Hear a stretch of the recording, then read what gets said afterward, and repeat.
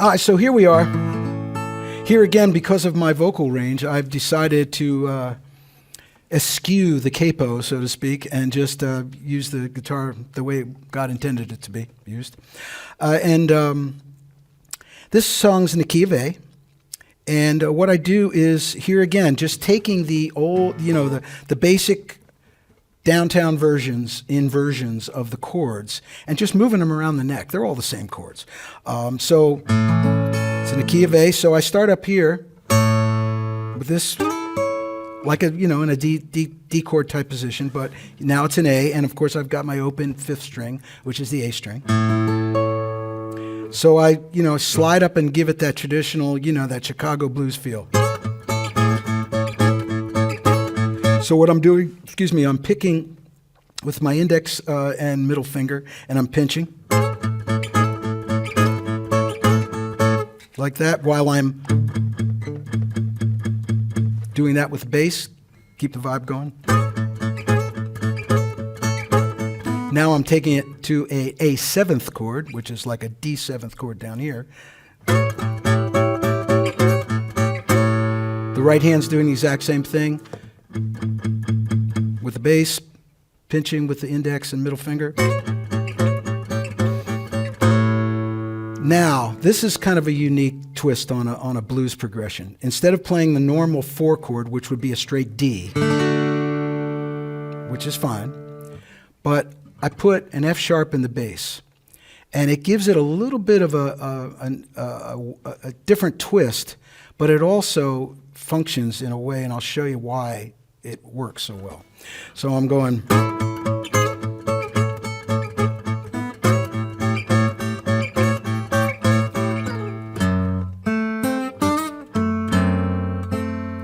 Now, because of that F sharp in the bass, instead of a regular D chord or a D seventh chord, now I've got the F sharp in the bass. It leads to the next chord, which is an F chord, which is totally outside of the normal blues progression. So it goes. And that's what gives it a cool little twist. So you got.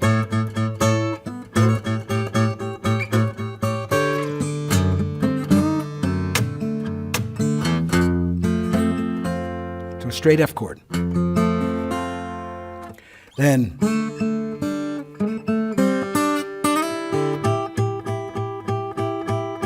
Now, this is basically an A, but I'm muting the fifth string, even though it could be, but it doesn't sound as good.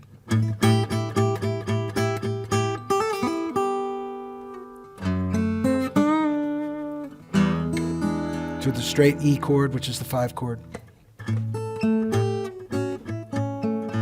To an A. So the whole thing sounds something like this.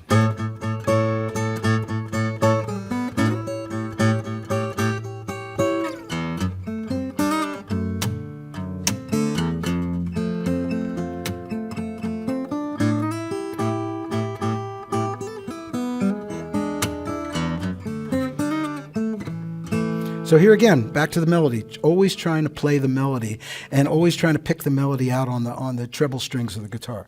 So come back, baby, baby, please don't go. Know that I love you more than you ever know. Welcome back, baby. So here I'm going. So it's an E and a G. Then I'm doing a pull-off. Back to the E.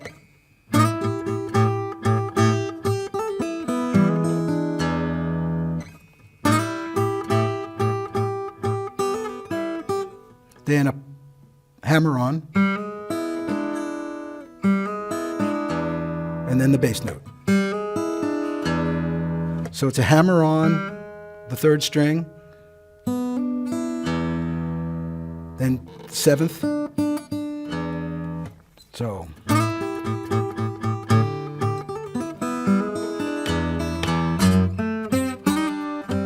here again, the melody is there one more time. So that's essentially the basic part. Then there's some other little bits in there that we, instead of starting on the straight A major chord, start on the A7th chord. This is for the instrumental. So that's a diminished chord. So we got...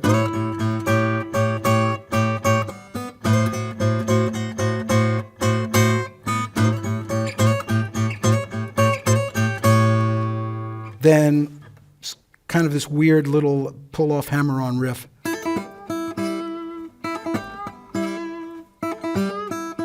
So it's a hammer-on the A note of the sixth string of the first string rather. I do this all the time. I don't know if you can see that. And I bend the B string. So it goes something like this.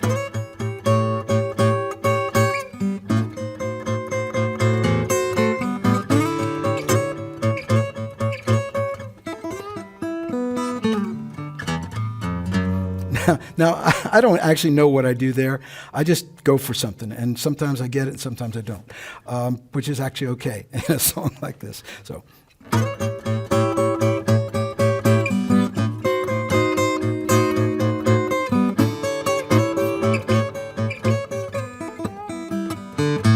Yeah. That's kind of nice. That's good. It's nice to walk up to that D chord with the F sharp and the bass. So let's see if I can actually do that right.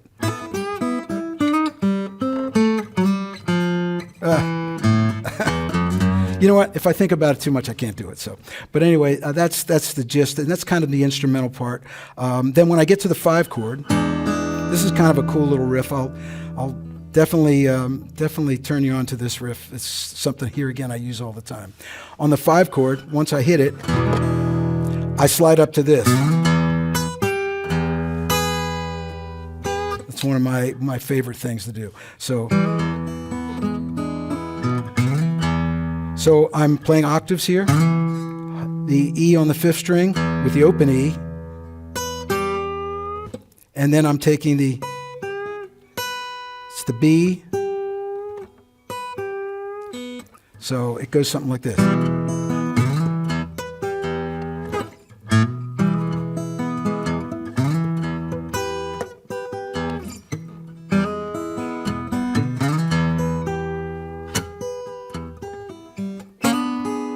Then I go to an E7th chord here.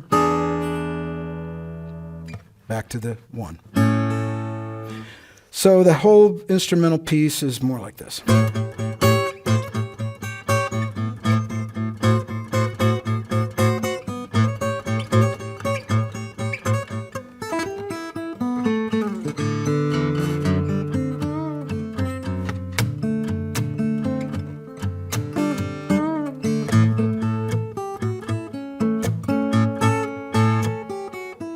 Here we go.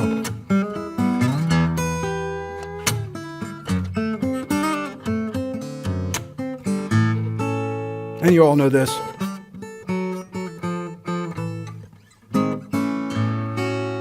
You can always add with a 6th, end with a 6th. Very, very old-timey.